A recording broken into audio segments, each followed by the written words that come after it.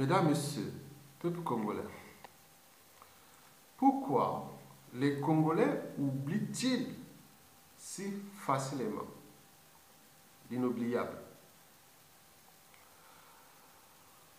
Pour répondre à la problématique et nourrir d'ailleurs le débat, je vais d'abord vous l'expliquer au plan scientifique ou biologique. Vous savez que quand on parle de mémoire, on pense tout naturellement au cerveau des émotions et de la formation de la mémoire. Le fameux système limbique, qu'on appelle le deuxième cerveau. Parce que nous avions en fait trois cerveaux. Le premier, c'est le reptilien, le cerveau social. Là où arrivent toutes les informations venant des cinq sens. Ces informations qui arrivent sont instantanément envoyées au deuxième cerveau pour qu'il soit traduit en émotion et éventuellement traité au plus haut niveau par le cerveau cognitif, le cerveau de la raison. Donc, nous avons d'un côté le reptilien ou le cerveau social. Nous avons le deuxième, le limbique, le cerveau affectif parce qu'il est au cœur des émotions et de la formation de la mémoire. Notons au passage que ce cerveau limbique est aussi le centre de commande de ce qu'on appelle le système neurovégétatif. Neurovégétatif parce que c'est ce qu'on appelle déjà en termes de simple, c'est le système nerveux autonome. Autonome parce que c'est grâce à ce cerveau des émotions et que nous pouvons dormir tranquillement, sans problème. Nous pouvons digérer en dormant. Nous pouvons respirer en dormant. Et toutes les fonctions, nous restons vivants en dormant. Et donc, c'est ce cerveau-là. Donc, il est au cœur de ce qu'on appelle aussi le centre de gestion de la plupart des hormones. Mesdames, Messieurs, lui, il est le deuxième. Après, il y a le plus haut niveau, c'est-à-dire celui de la raison, le cognitif, le limbique. Mais en termes de répartition, le premier et le deuxième occuperaient pour nous autour de moins de 10% du cerveau. Alors que le plus gros, c'est-à-dire le cognitif, occupe plus de 90% de notre masse encéphalique totale. C'est-à-dire il est là déjà. Tout cet ensemble-là, où derrière il y a les cervelles. Et donc, je reviens sur l'amnésie, donc la perte de mémoire. Au niveau scientifique, donc on parle des structures du système limbique. Il y a deux organes sensibles à ça. Donc il y a d'abord l'amygdale qui reçoit les informations de manière instantanée et on peut garder un numéro de téléphone pendant 1 ou 2 jours et après on oublie. Mais si c'est répétitif c'est souvent stocké dans ce qu'on appelle l'hippocampe, qui est le centre dans la mémoire qui est là pour stocker les informations à long terme. Donc on peut oublier ce qu'on a appris à l'école, mais les bases peuvent rester là parce qu'il y a toujours ce cerveau-là, qu'on appelle ce centre-là de l'hippocampe et de l'amygdale. Donc voilà pour la petite histoire du cerveau sans aller en détail parce qu'il y a des hormones, on parle de catécholamine, la dopamine, la noradrénaline, voilà, bon, bref. Donc tout ça, c'est tout ce secteur-là qui agit sur le cerveau. Donc en termes de répartition, voilà le premier cerveau serait là, qui tourne comme ça. Et le deuxième, il est là, quelque part là, il tourne là, quelque part là. Et après, le plus gros, le cognitif. Mesdames, Messieurs, au plan médical, quand on parle d'amnésie, donc on parle des maladies. Par exemple, la maladie d'Alzheimer. Donc il y a quelque part, c'est une maladie qu'il faut certainement être traitée ou accompagnée. Parce qu'on ne peut pas comprendre quelqu'un qui perd, il ne sait même plus où se trouve sa maison, il ne sait même plus, il perd tout, donc c'est pas bon. Donc il faut être, cette personne doit être soit traitée ou accompagnée. Et c'est ça le problème de la perte de mémoire. Mesdames, Messieurs, pourquoi les Congolais oublient-ils si facilement l'inoubliable? Au plan d'un peuple ou d'une nation, c'est dangereux parce qu'ils oublient. Engendre souvent les mêmes erreurs, les mêmes crises, les mêmes tragédies. Et pourquoi? Parce qu'un peuple qui n'a pas de mémoire collective sera toujours dans la récurrence des mêmes erreurs, les mêmes crises. C'est connu depuis la nuit des temps. Et c'est les raisons pour lesquelles dans certaines sociétés, on met des lois sur les devoirs de mémoire, on met des instruments, des symboles et tout ça qui touche les devoirs de mémoire, les journées de commémoration, des journées de mémoire. Mais par exemple, chez nous au Congo, on a que la fête d'indépendance. En dehors de ça, il n'y a rien. Ou la fête de l'anniversaire d'un régime, il n'y a que ça. Mais alors que depuis 1960, il y a eu beaucoup de crimes et autres, il n'y a pas de mémoire collective plus ou moins partagée, parce qu'on peut arriver aussi sur les amalgames, les négationnismes ou les guerres de mémoire et compagnie. Donc il faut aller vers le consensus du devoir de mémoire. Parce que si on n'a pas de mémoire collective, on croit qu'au moment où je vous parle, on croit que je connais tout de ce qui s'est passé, alors qu'il y a d'autres avant moi et qui ont fait meilleur que moi ou pire que moi. Donc il faut savoir cette distinction au niveau de la mémoire. Mais nous n'avions pas cette mémoire collective qu'on appelle le devoir de mémoire. Au niveau des symboles, au niveau de l'éducation depuis l'école primaire, collège, lycée, université, et aussi de la population sur le centre de devoir de mémoire. Parce qu'on ne veut pas rester dans l'oubli. Mesdames, Messieurs, un peuple qui n'a pas de mémoire n'a pas d'avenir. Ça, c'est sûr et certain. Puisque dès qu'on arrive à ce moment où nous parlions, et s'il y avait des places ou de grands structures ou des musées ou plein de choses, des nassers, parce que ici, regardez, moi j'ai des années en France.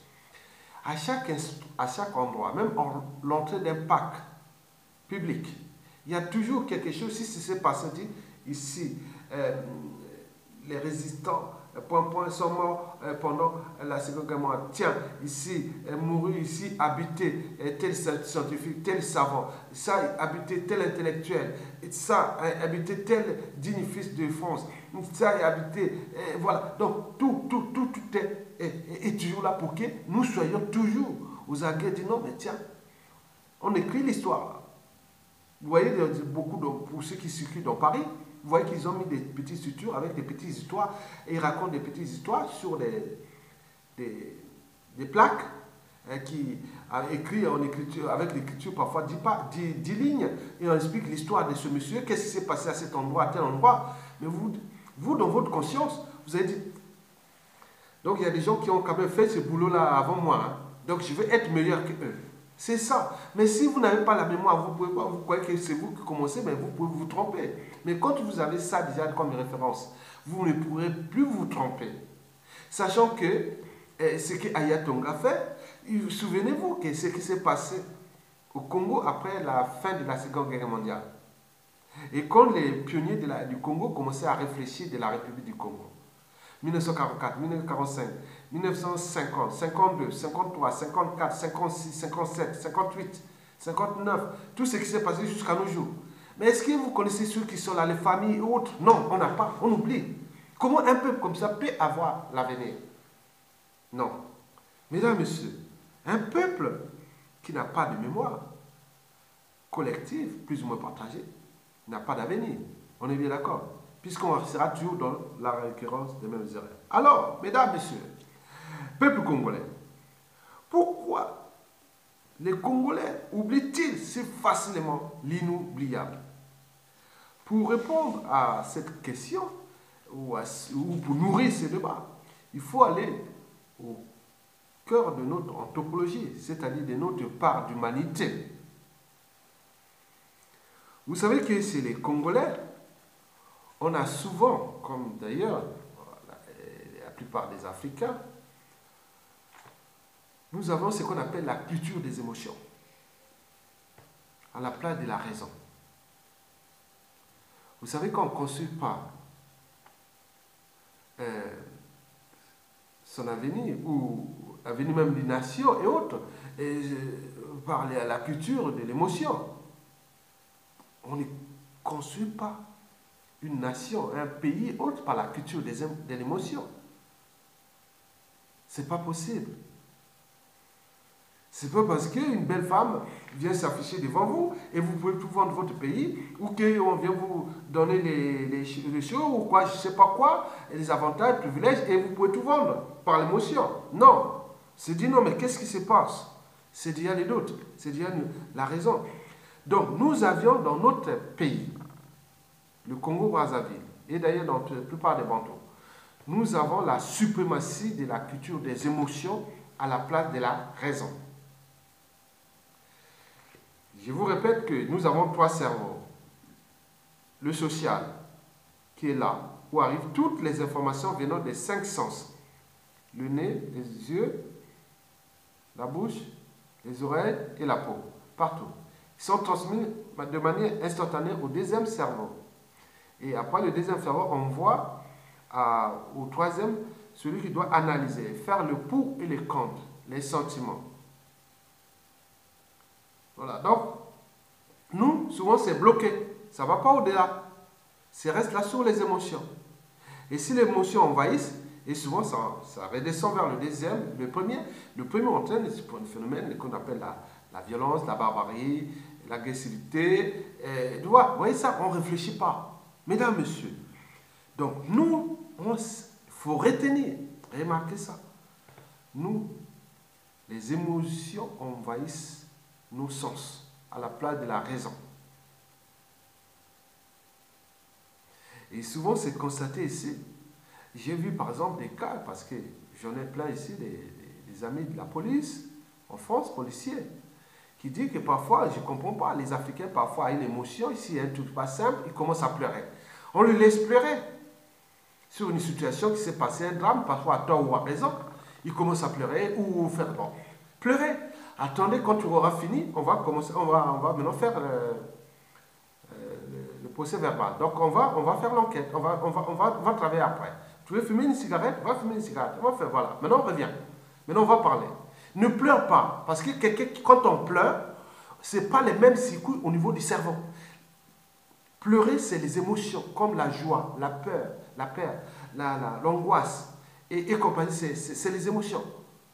Donc, le cerveau, la raison, c'est le doute, la réflexion, le raisonnement, la logique. On réfléchit. Mais quand on commence à pleurer ou autre, non, il faut bloquer. C'est pas bon. Il ne faut pas si on est dans une situation vraiment qu'on doit apporter une solution, il ne faut pas laisser au moment où la personne pleure, parce que ce n'est pas possible. Ce n'est pas les mêmes circuits cérébraux. Mesdames, Messieurs, notons au passage le texte de Léon de Makanda, qui a écrit dans son blog Demain le Nouveau Congo, je cite, « Il est impossible de faire une analyse correcte sans la variable ethnique. » Oui, c'est bien dit. Au Congo, il est impossible de faire une analyse correcte sans la variable ethnique. Il a raison. Et pourquoi? Parce que nous n'avions pas encore franchi les barrières de la tribu et de l'ethnie. Il s'agit bien sûr d'un problème ou du problème de crise de civilisation et de l'histoire humaine qui nous entoure. Le problème de l'oubli est aussi celui de notre crise de civilisation. Cette crise de civilisation peut s'exprimer individuellement et collectivement et sur différentes échelles, tribales, ethniques, régionales et compagnie. Il s'agit bien sûr d'un problème de crise de civilisation que nous sommes là au Congo-Brazzaville. Donc, comment expliquer cette crise de civilisation? Quelles sont les données de cette crise de civilisation qui nous envahit au Congo-Brazzaville, qui font que nous ne pourrons pas, nous oublions facilement. Dès qu'il y a une émotion, c'est fini, ou quelque chose, on oublie facilement. Retenez bien. Parce que, il faut remarquer que nous sommes en permanence en déni de la raison.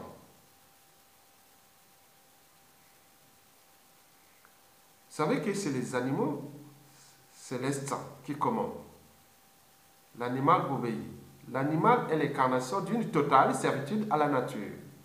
Et donc, on ne peut parler d'être humain que pour un être qui s'est affranchi du déterminisme naturel. C'est-à-dire, ça veut dire qu'il peut douter. L'animal ne doute pas. L'animal, c'est la fuite ou l'attaque. Imaginez-vous devant l'animal. Ça va, une bête sauvage ou autre. C'est souvent la fuite ou l'attaque.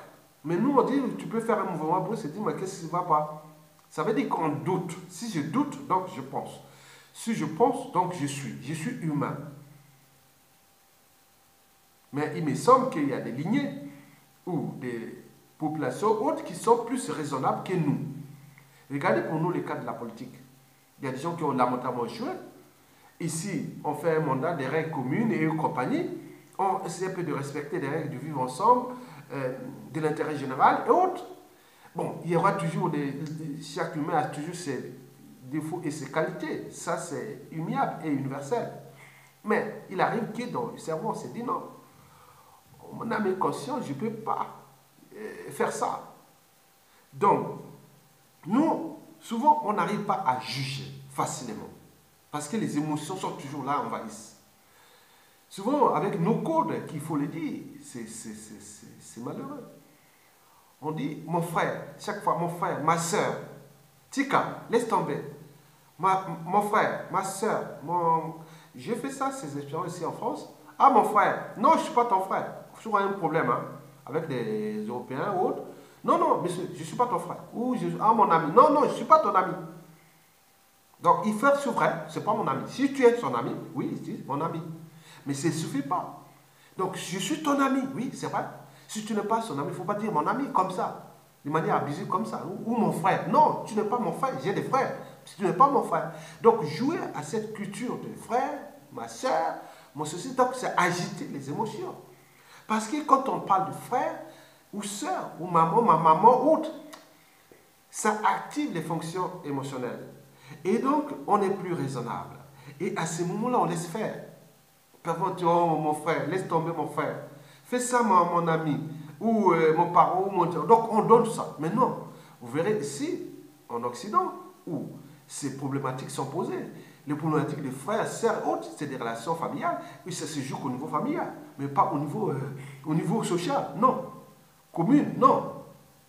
On ne peut pas. Mais pourquoi nous sommes dans la récurrence? Parce que quand on parle des problèmes de sœurs, de frères et autres, donc nous avions cette culture de l'émotion qui envahit la raison. Donc on ne peut plus douter, on laisse faire. Et souvent, celui qui est malin, il peut vous abuser de vous parce que vous laissez faire sur ce problème des émotions.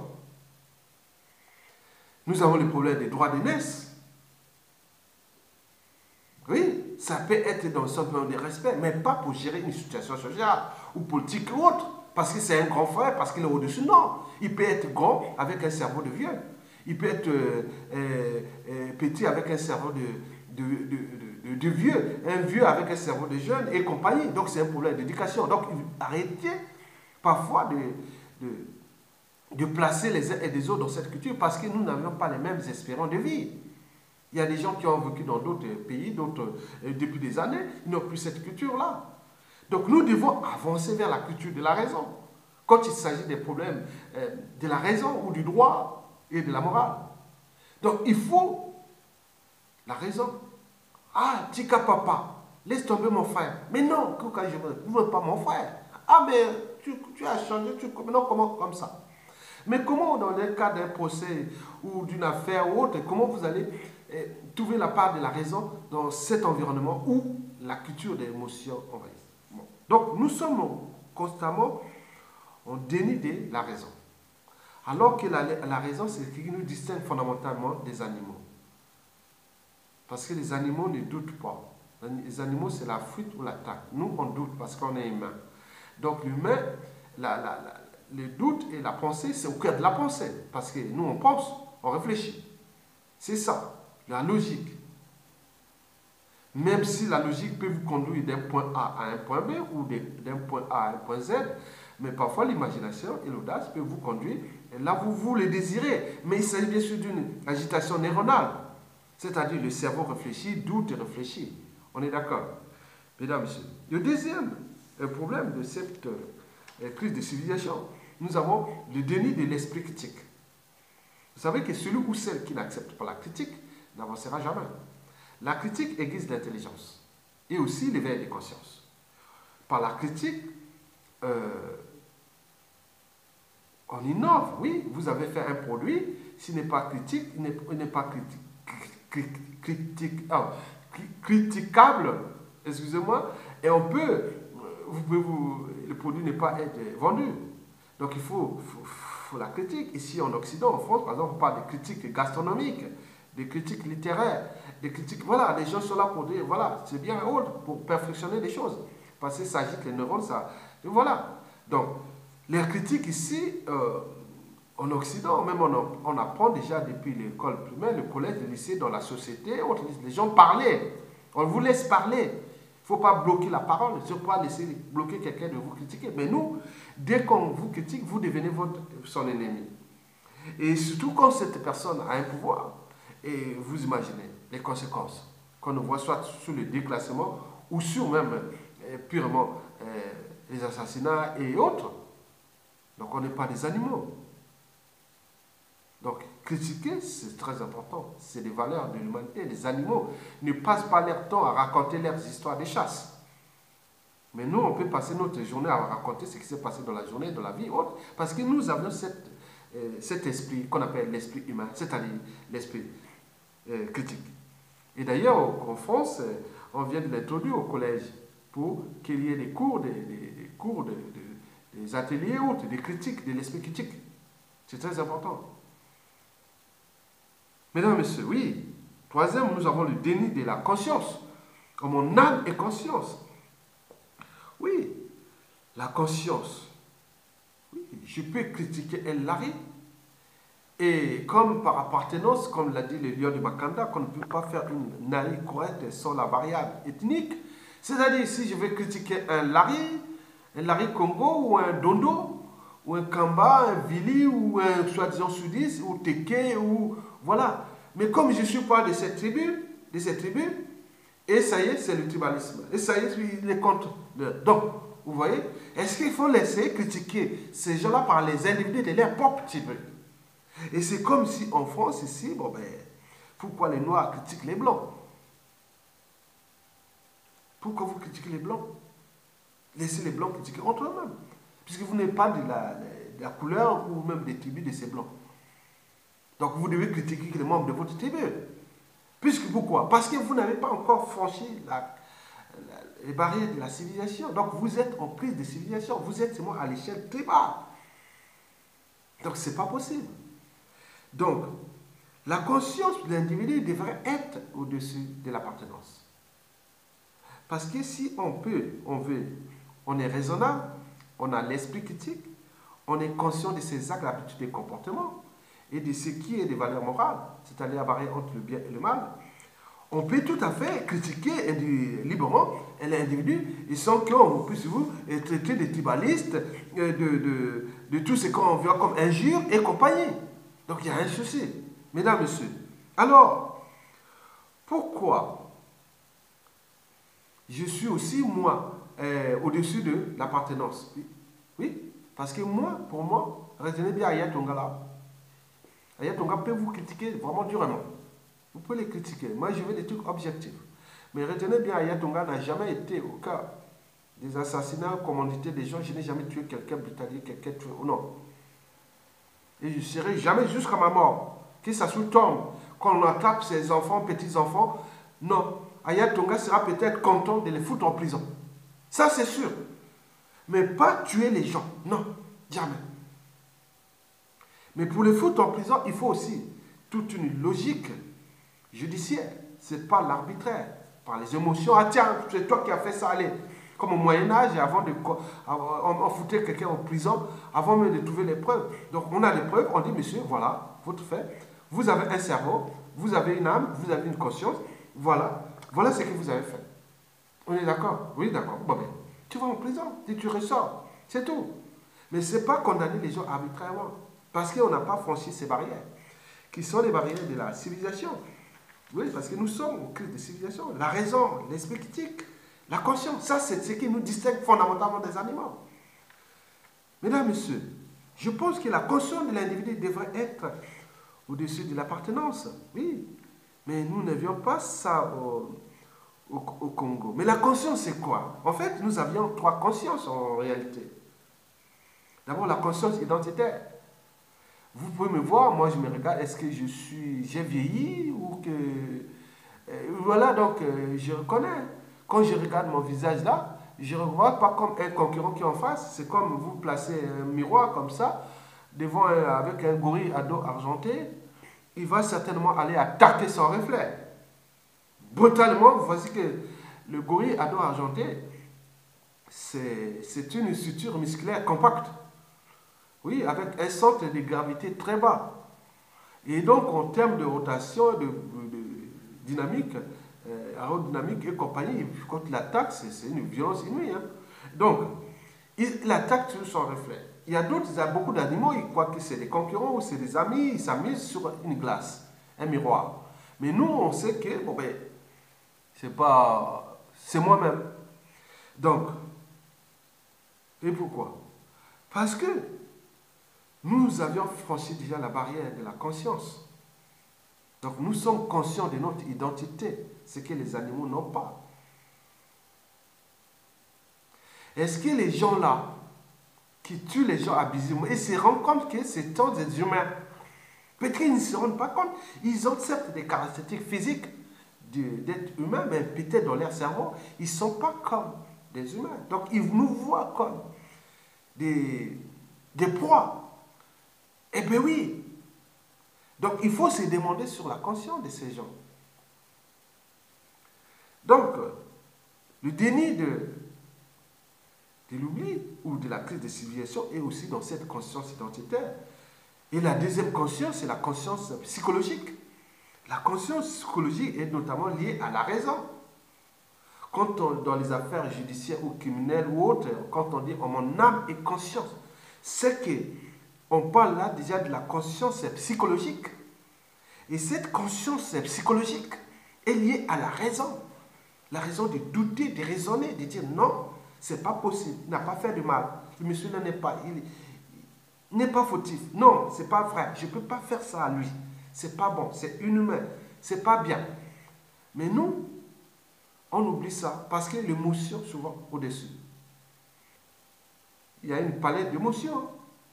Je ne vais pas vous faire un cours, si vous me rencontrez, je pourrais vous faire un cours des émotions.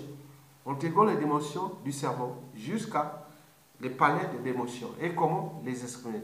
Comment voir même dans les signes quand il y a une émotion, vous connaissez. Bon, d'autres que vous ne savez même pas, les palettes d'émotions. Donc, psychologie, la conscience psychologique, il reste la dernière, la conscience morale. C'est-à-dire, celle-là est liée à la barrière entre le bien et le mal. Donc, nous avions trois consciences.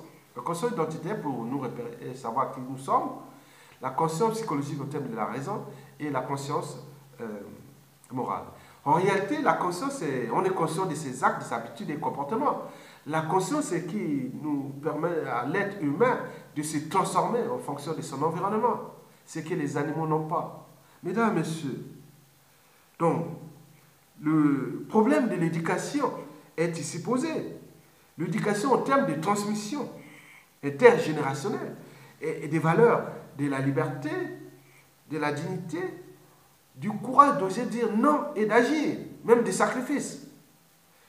Les valeurs de justice, du devoir de mémoire et enfin du but même de la condition humaine ou existentielle. C'est-à-dire l'accès à l'eau potable, à l'énergie et autres. Mais pourquoi aller coopérer avec quelqu'un qui a détruit ses valeurs? Il y a des gens qui ont fait du mal, qui sont irresponsables au niveau de l'irresponsabilité politique au Congo, par exemple. Depuis ces années-là, depuis les années 60 jusqu'à nos jours, il y a eu une chaîne d'irresponsabilité, sinon on ne serait pas là. Il y a des nations qui ont commencé positivement dès les premiers. Les pionniers ont commencé bien. Ils sont continués. C'est comme un effet d'entraînement ou de conditionnement. Au savoir-faire, à être bien, à inventer, à réfléchir, à faire des choses bien pour la société, en trouvant toujours les situations pour réfléchir, avancer ensemble. Mais quand vous ratez les débuts, et voilà, pour ces problématiques de crise des civilisations liées aux problèmes identitaires, les problèmes des tribus, des ethnies, des géopolitiques, nord, sud, est, ouest, plein de trucs au Congo. Et on voit les conséquences.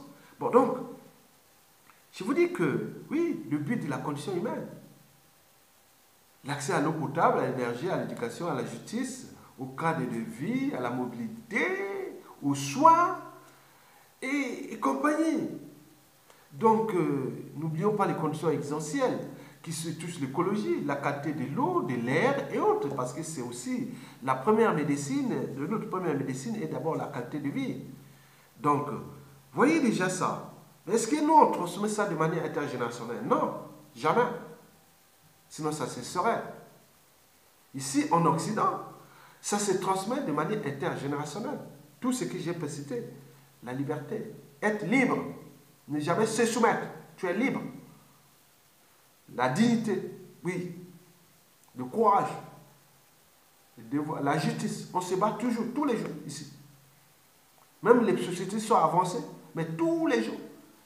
Les Occidentaux se battent dans leurs conditions, dans leurs villes, dans leurs milieux d'entreprise, partout. Ils se battent pour leurs conditions. Mais nous, on est là, on attend qu'on soit devant un fait accompli et pour réagir. Alors qu'ici, c'est toujours anticipatif. Parce qu'il y a ces problématiques de la civilisation qu'ils ont déjà franchie. La raison, l'esprit critique, la conscience et ses valeurs. Vous voyez, mesdames et messieurs, bon, tout ce qui devrait être impliqués dans ce processus, mais ils sont aujourd'hui beaucoup en exil, beaucoup sont encore en crise de civilisation, parce que, comme disait Jean-Jacques Rousseau au XVIIIe siècle, pour construire une société meilleure, il faut justement réformer l'individu. Mais qui va réformer cet individu au Congo? Où la plupart des matières, la vraie matière grise est à l'étranger. Où on va au Congo que pour servir Sassou Nguesso, pas pour servir le peuple. Parce que le but de Sassou Nguesso, c'est que le peuple soit, le pays soit bas, conditionner les gens vers le bas. Pour qu'eux, ils viennent vers eux, parce qu'ils ont des statuts sociaux, ils ont des ceci, les gens viennent pleurer derrière eux, et c'est ça Donc si vous venez servir le pays, dans 97% des cas, vous pouvez être déclassé ou même neutralisé. Parce qu'on n'aime pas les gens. L'intelligence est suspecte pendant la dictature de Sassou Nguesso. Et donc, vous devez être simplement aller là-bas servir Sassou Nguesso. En retour, il vous donne du pécule, il vous élève aux conditions sociales et autres, jusqu'au moment où vous devenez soit un témoin gênant, ou vous devenez presque beaucoup de choses, il vous assassine et souvent par empoisonnement. Et c'est sans fin. Vous voyez, ça, c'était ça. Et que demain, nous allions arriver à dire non, mais nous allons arriver à dire non, mais on oublie ça et on fait les lavements des mains. Mesdames, messieurs, prenons 3 cas simples de voir, et des cas d'école, de voir ce qui s'est passé, ce que j'ai dit, on oublie facilement. Regardez ce qui s'est passé avant la conférence nationale. Nous sommes arrivés à la conférence nationale souveraine. Qu'est-ce qu'on a fait? On a zappé une partie de notre histoire. 1959 à 1968. On l'a traité que 1970 à 91. Regardez bien. Donc, une page entière de l'histoire à zapper. Parce qu'on est dans la culture d'émotion. Dans cette salle, il y avait majoritairement des sudistes. On est bien d'accord. Ils vont de Brazzaville à Pointe-Noire. C'est eux qui ont pris le contrôle de cette tribune.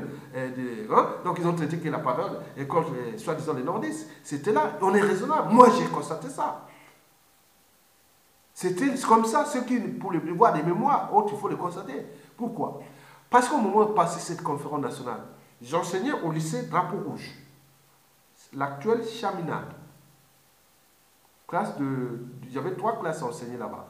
Une classe de première littéraire et 2 classes de scientifique. Une de première et l'autre de terminale scientifique. J'enseignais là. Et je venais de temps en temps à la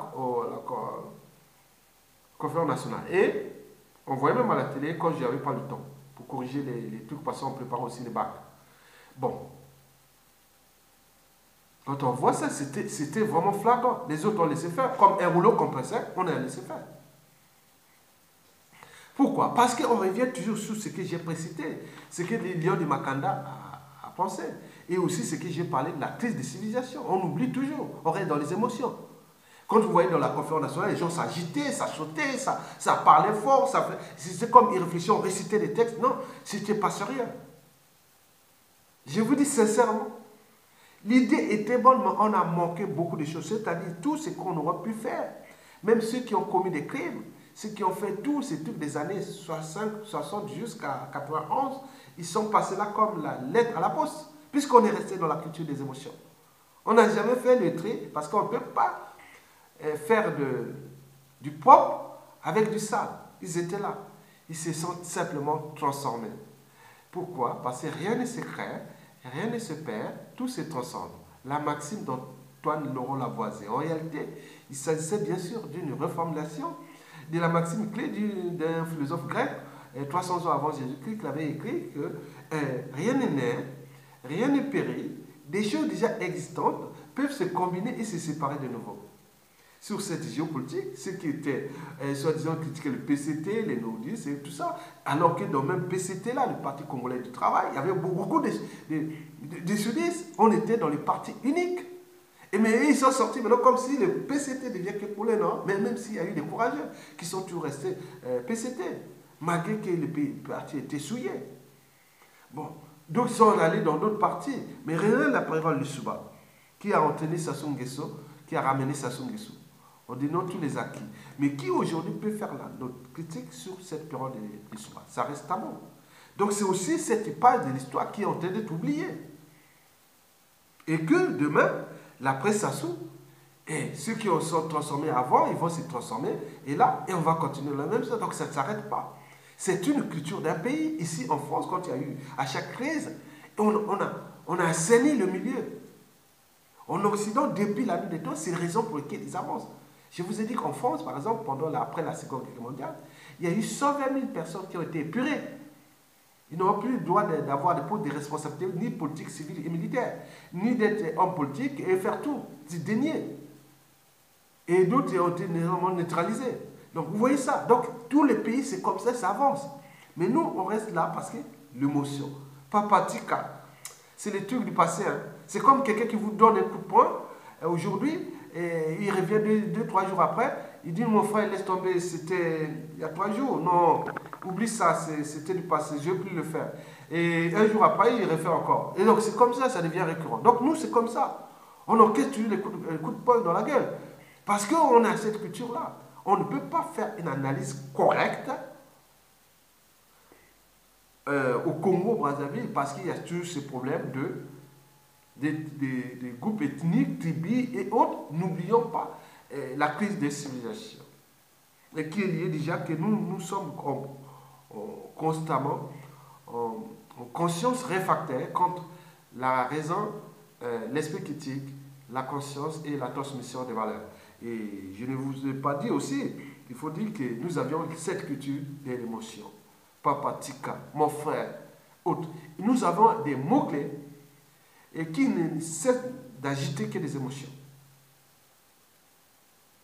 On voit sur les médias et les réseaux sociaux, on voit ça sur la réalité, autre, peut-être c'est culturel, bien sûr. Mais est-ce que ça nous avance? Tu n'es pas mon frère. Ici, on dit mon cher compatriote, dites-moi compatriote, ok, ou patriote, ou monsieur, ou madame, ou mademoiselle, et c'est tout, c'est bien. Mais pourquoi revenir toujours mon frère, mon frère, mon frère, mon frère? Mon frère, c'est... Bon, maintenant, oui, mon frère. Maintenant, quand tu... oui, bon, ça c'est bien, l'émotion, oui, mon frère. Maintenant, après, si tu veux aller maintenant dire non, mais non, ça c'est fini, mon frère, maintenant, tu vois, tu as fait quand même du mal, là. Ah, mon frère, écoute, non, non, non. Tu veux toujours agiter les émotions. Parce que tout ce qui est, mon frère, c'est les émotions. On ne construit pas une nation avec les émotions. Donc, nous avons cette culture des émotions. Donc nous devons se battre pour former les devoirs de mémoire demain. Nous devons nous regrouper avec les gens qui ont les mêmes missions que nous, parce que vous voyez que les prisonniers politiques sont là, il y a les statu quo, ça va tomber d'ici peu. De tous les cas, il va partir.